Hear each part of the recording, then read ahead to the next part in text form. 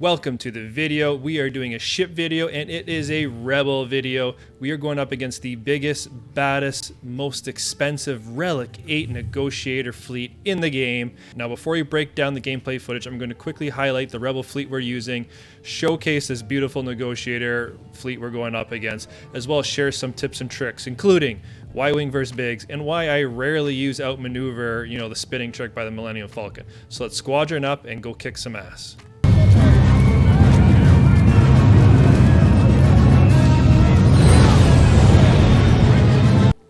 All right, let's look at our Rebel fleet here. The Hans Millennium Falcon needs no introduction. Everyone knows this is the engine of the fleet. This is the ship that makes all the magic happen. So I won't get into detail on that, but let's talk about Bistan and why Bistan is so critical. One, I believe he's the third fastest ship or the fourth fastest ship in the game. I believe Fives and Gauntlet Starfighter is a hair faster. But if we look at Bistan, right? So if someone kills an enemy, they get 15% turn meter, right? And if they're Rebel, Bistan also gains that much. And then on top of that, on his unique here, whenever someone becomes target locked, another random ally gains 35% turn meter and advantage for 2 turns. Okay, why that's critical is because the opening move we always do inflicts target lock automatically. So we're automatically going to give turn meter to Falcon or to Biggs. And also, this puts Bistan into stealth, so he's probably the squishiest of the ships. He gets to hide right away. So keeping that target lock in mind, this is why it's important. On Biggs Basic, right, he inflicts target lock. And on Biggs Unique, every time there is target lock, he recovers 40% protection, okay? 40%. So Bistan's getting target lock, Biggs is getting target lock. He's constantly regenerating 40% protection. If we compare him to Y-Wing, right? Y-Wing's unique. If there is a critical hit, everybody gets 20% protection. So it's less protection up than Biggs, but everybody gets it. But here's why it doesn't really matter all that much. Whenever we're playing this, Biggs or Y-Wing, depending on who you have in the lineup, they will be taunting, right? So all the hits are actually going to hit them. So we really don't care about the protection on Falcon or Bistan really that much. Yeah, Y-Wing's a luxury to come in once you have 4 or 5 ships, but if Biggs is already taunting, Biggs is actually better at giving himself protection, right? There's so many ability, with the Rebel fleet, there's so much attacking out of turn between, Ackbar and the Falcon, that there's so many target locks that are going to be hitting that Biggs is actually recovering probably more protection from him being in there than from anything Y-Wing would ever give. So that's number one reason why I prefer Biggs in there. Number two, if you look at the stats of this fully maxed out Y-Wing, health and protection, we're at 88 and 70. If we go over to Biggs, he's at 96 and 77. So at Relic 7, Biggs is a lot more durable than what Y-Wing is, and he gets more protection up from his unique. So that's why Biggs is the best bet to actually have on your starting lineup versus Y-Wing. Now, mind you, if you got maybe a Relic 1, Relic 2 Biggs, and you got maxed out Y-Wing, maybe that makes more sense in that case to have Y-Wing out there. But if you're at this upper end level, definitely Biggs is the way to go in your starting lineup, and I don't think there's any question about it. So to recap, my Falcon, Relic 7 pilots, my Bistan's U-Wing, Relic 7 pilots, Biggs, Relic 7, and then the only other 2 ships we're likely going to need is Y-Wing and Cassian. And Cassian ship, they're only gear 12. This is all you really need for the ship. It hits a ton, and then it's unique on the reinforcement ability for the buff dispel is obviously huge.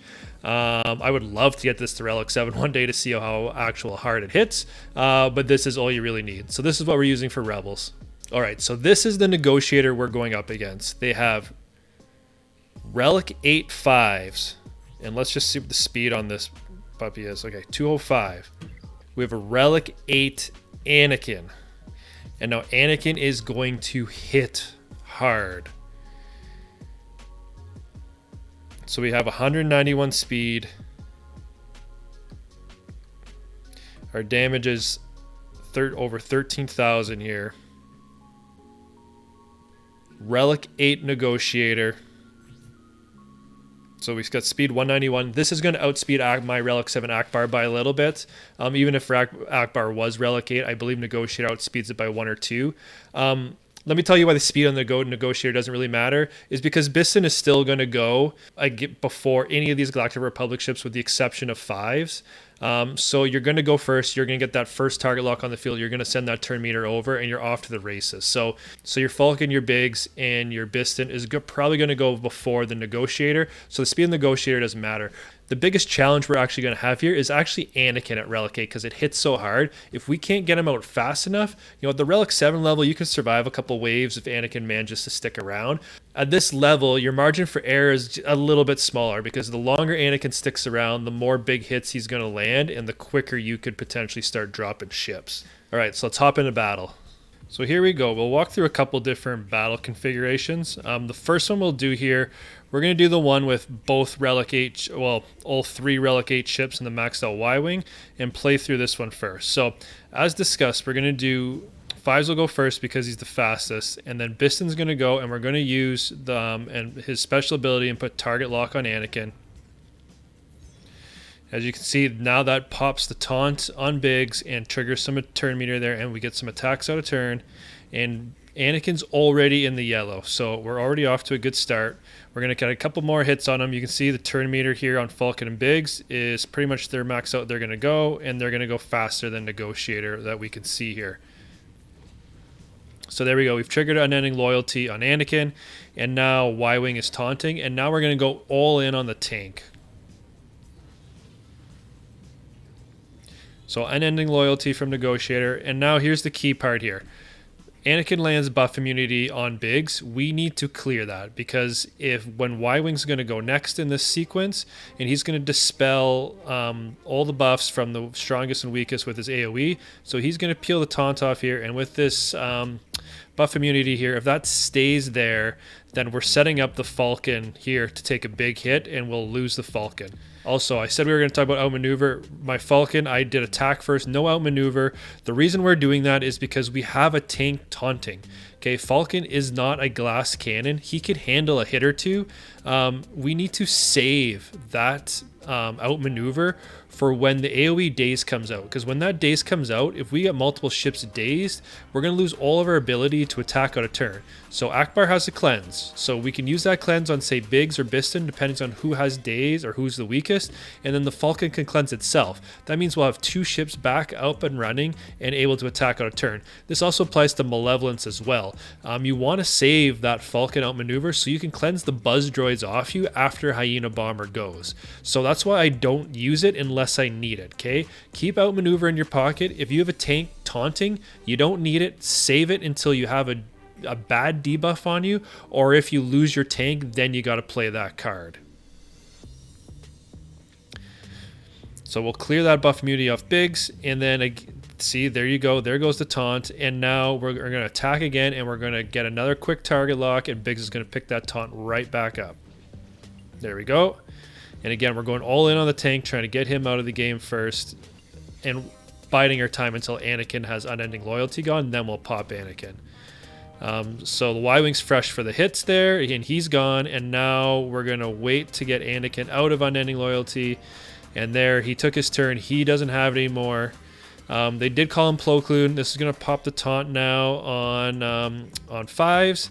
So now we're going to have a reinforcement decision here, and we're going to call him Cassian, because what Cassian's going to do is he's going to just rip that taunt off 5s, and then we can destroy Anakin here in one shot. So there goes the taunt, and bye-bye Anakin. And now from here, it is clear sailing the rest of the way. Quickly eliminate Plo Koon because he doesn't have Unending Loyalty, or 5s does, so we can actually eliminate him. He's gone, and then it's just up to eliminating 5s, and that's game over. All right, now let's look at a different lineup. So the one we're going to go up against here is we got Anakin and Y-Wing again, but now we got Ahsoka in here, and it's a Relic 7 Ahsoka in place of 5s. So now our Bistan's going to outspeed Ahsoka, so we're going to get to go first here, and same thing, drop the target lock on Anakin, we get the attacks out of turn, and then we get the taunt going on Biggs right away. And again, no outmaneuver on Falcon to start with. You don't need it if you have a tank in your lineup.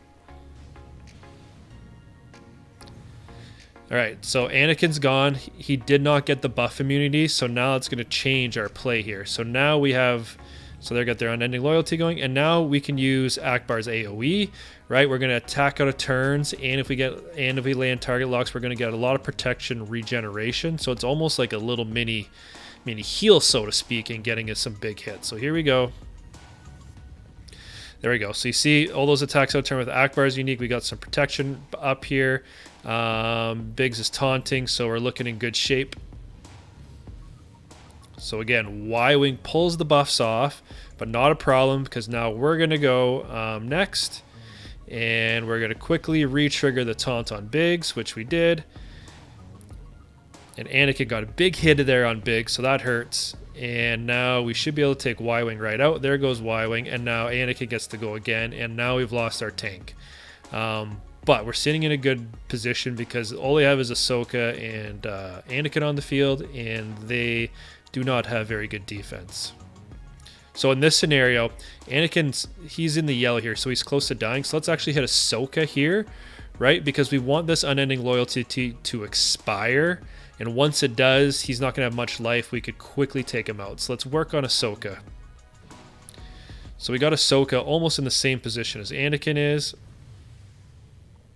Now, we don't have a tank on the field, and we got this buff immunity on Falcon. So when it comes to Falcon's turn, we probably, if this is the scenario you're going to fall in, this is when you might want to use, outmaneuver, because they could, with Bistan under stealth here, Falcon is very vulnerable. But with the reinforcement coming up, we might solve this situation a different way. All right. So now time for our reinforcement. We have Breach on Falcon here. So if we called in Cassian, we won't be able to clear the taunt off Houndstooth. All right, so that's going to kind of, we might be able to get a big hit on Houndstooth with Cassian, but it doesn't solve our lack of tank issue, and Falcon's susceptible here. So this is where we got to change up the strategy. This is where Y-Wing's going to come in. We're going to bring Y-Wing in so he can taunt, we can get some protection regeneration, and if we're lucky, he can land a shield disruption here.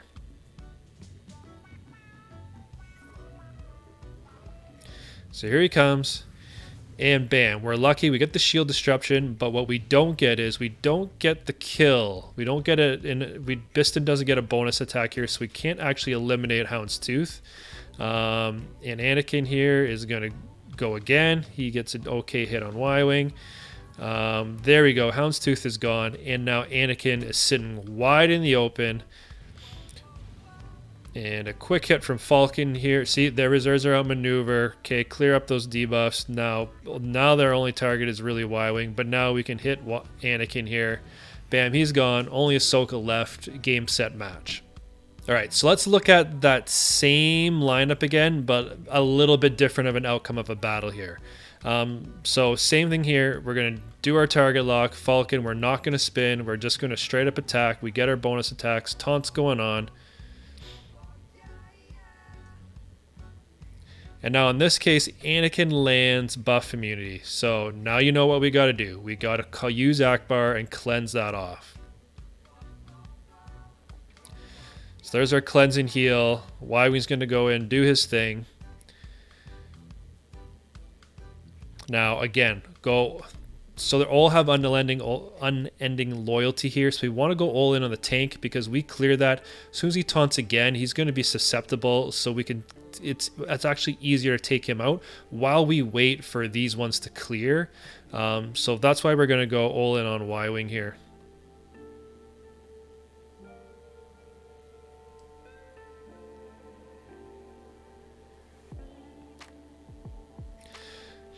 So again, calling in Houndstooth, and this is where it gets tricky because Houndstooth, if it's able to survive, if we miss a critical hit, we don't get shield disruption, we don't get any attacks out of turn, and Houndstooth survives, meaning Anakin survives a couple rounds, and in Houndstooth lands Breach.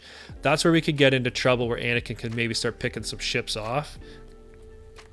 So that's really what we got to navigate here. Is Houndstooth is our obstacle. So again, we got Breach over here, so we're going to have to call in Y-Wing in this scenario.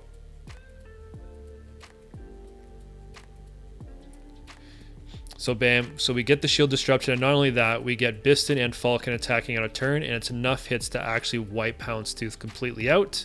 So now we're sitting good, and again, we're going to bear down on Y-Wing here.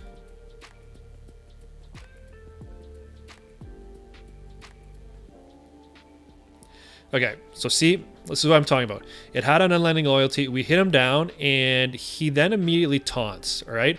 So now he's not under stealth where we have to focus on these ones. We can just take him out right away. That's why you focus on the tank in these scenarios. So now we can take Y-Wing completely out of the equation. And now Anakin's going to take his turn, and now he's going to be vulnerable. And just like the last match, we could pop Anakin. Only Ahsoka left. Game over. So hope you found this helpful. And again, there is a kind of a specific formula here, but you really have to pay attention to what's happening in the battle and on the field, and you have to alter your decisions as it goes on, whether it's a different reinforcement or whether you're using a different ability. You can navigate these to have a very, very high win rate. You know, against Relic 7 Negotiator fleets, my success rate is up to like 97, 98, 99%. It's that good. And against the Relic 8, the first time I actually faced it, I actually lost the first 3 matches. So I've gotten complacent over I've been just using Rebels to crush in Negotiator for months now. So I was a little complacent. So kind of fine-tuned and really honed in on what to do. And I haven't lost since. Again, it's a little trickier with Houndstooth. No Houndstooth makes it for a lot easier battle from a Rebel perspective. And with Houndstooth, if you get terrible RNG, it could be a little tricky. But for the most part, if you play your cards right, you should be able to win these matchups. So that's what I have for you today. I'm going to include some bonus footage from some other comps at the end here, so you can see some other wins and how those battles played out. So if you like this content, please give it a like, please subscribe, and we'll see you all in the next video.